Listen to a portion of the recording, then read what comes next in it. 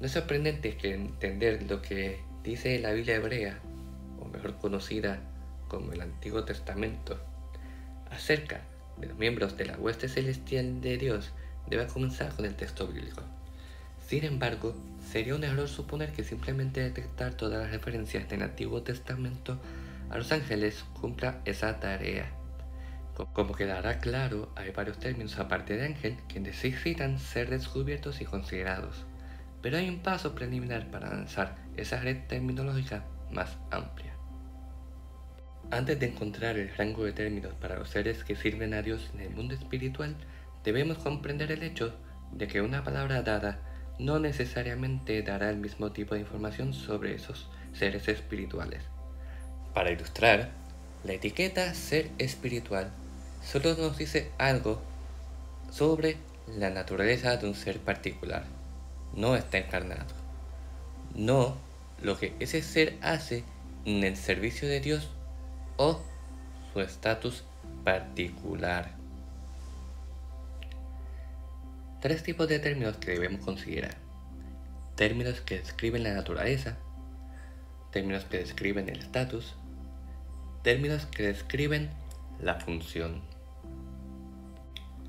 Sobre los términos que describen la naturaleza, no es otra cosa que cómo son o se ven los miembros de la hueste celestial. Los términos que describen el estatus tienen que ver con el rango jerárquico de los miembros de la hueste celestial con respecto a Dios y entre ellos, y los que describen la función significa lo que los miembros de la hueste celestial hacen.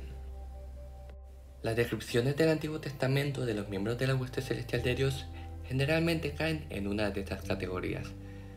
Nuestra tarea en este video y en los siguientes va a ser examinar los términos en cada categoría. En esta grabación vamos a estar cubriendo los términos que describen la naturaleza, la palabra espíritu, que en hebreo es ruah, y el plural de esta palabra es ruahot.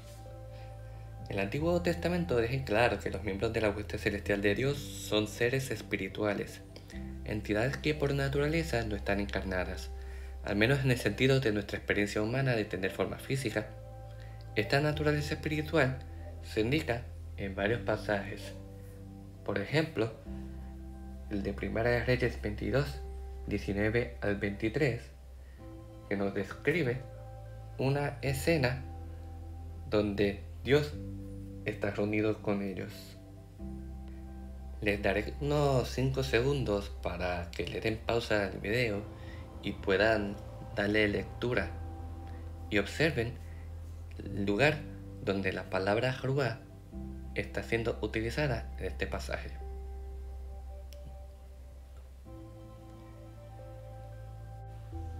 Hay dos observaciones importantes que hacer en este pasaje. Número 1. Los miembros del ejército del cielo son identificados como seres espirituales. Y número 2. Este ser espiritual es enviado por Dios para ser un espíritu mentiroso en la boca de los profetas de Acab. Por lo tanto, no se supone que leamos este pasaje como si su punto fuera que Dios les dio a los profetas de Acab algún tipo de ansiedad emocional interna o confusión psicológica, como si Dios estuviera perturbando sus espíritus individuales, sus mentes y pensamientos. Ruah ciertamente se puede usar para describir el intelecto y el estado emocional. Algunos ejemplos los podemos ver en Malaquías 2:16, el Salmo 32:2, Proverbios 15:13. Como está aquí mostrado que la palabra ruah se usa como espíritu, pero a su vez se utiliza en el contexto para señalar estas descripciones. ¿Cuál implicación nos trae esta realidad para el pasaje de Primera Reyes 22, 19 al 23? Este pasaje indica claramente el espíritu mentiroso como miembro de todo el ejército del cielo, que espera la instrucción de su rey. Este espíritu tomó el control de las mentes de los profetas de Acab o los influyó para que hablaran unánimemente el engaño al rey malvado. La escena de la sala del trono divino en Primera de Reyes es, por lo tanto, útil para considerar otros casos en los que Hrúa puede apuntar a una entidad sin cuerpo, pero donde existe ambigüedad. En ese sentido, los siguientes pasajes son relevantes. El estado mental está siendo afectado o una entidad incorpórea está afectando el comportamiento. Les dejaré ahora con los pasajes y unos segundos para que los puedan leer. Pueden pausar, pero para no tomar mucho tiempo yo leyéndolos todos, les traeré los siguientes comentarios y espero que hayan pausado y los hayan leído por su cuenta. ¿Qué se envía en cada uno de estos pasajes? ¿Quiénes se ven afectados? En cada uno de estos pasajes se envía un espíritu, Ruah, de Dios, y ese espíritu afecta a un individuo o grupo de manera adversa.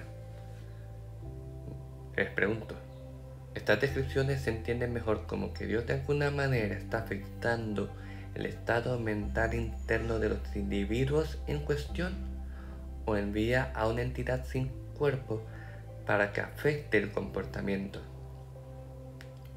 Uno podría concluir fácilmente basándose en el uso de Hrúa para describir los pensamientos, sentimientos y decisiones de una persona, que la primera perspectiva tiene sentido.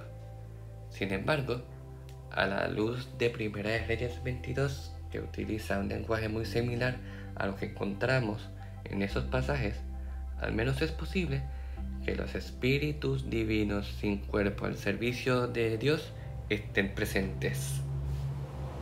Si llevas algún tiempo en la iglesia, sabrás que no he dicho un significado, y es que comúnmente la palabra Hrúa se refiere a viento, y eso es verdad.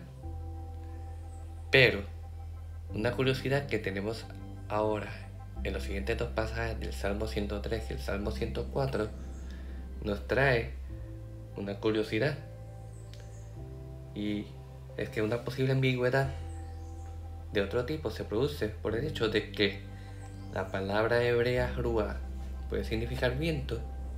Trae una posibilidad semántica que trae cierta incertidumbre con respecto a cómo interpretar estos salmos. El término Malakim es el plural de la palabra hebrea traducida ángeles en toda la Biblia hebrea. La palabra singular es Malak. El plural se traduce como mensajeros en estos pasajes. Estos mensajeros se denominan también como vientos aquí, pero el hebreo, la palabra ruhot, podría traducirse fácilmente como espíritus. No es raro que los comentaristas entiendan que el Salmo 104.4 se refiere solo a los vientos, elementos de la naturaleza o el clima, y no seres divinos.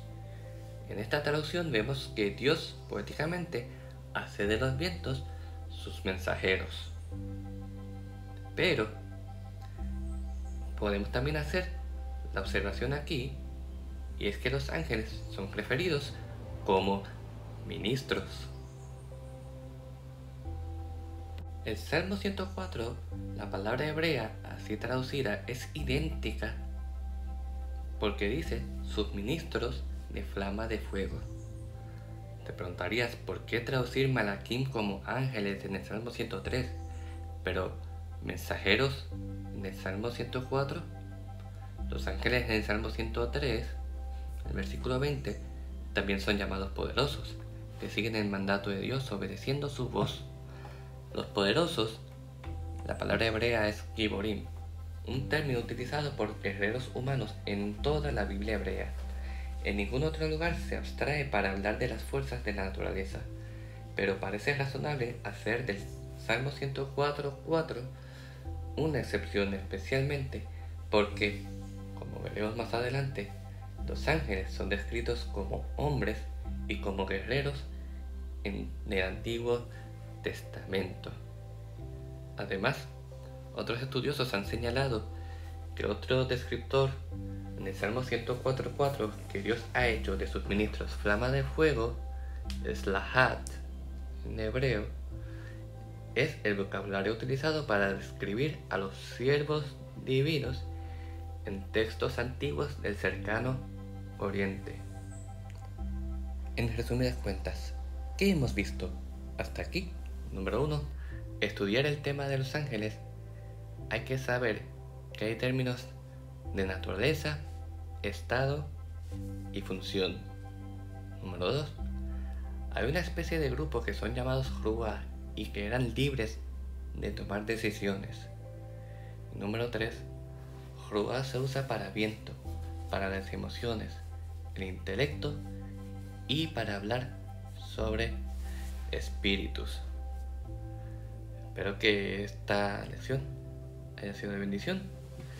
Si tienen alguna duda, no tengan reparo en escribir, tomar sus notas y traerlas en la próxima reunión, donde podemos aclarar todo esto y más. Así que Dios les bendiga y hasta aquí concluimos el video.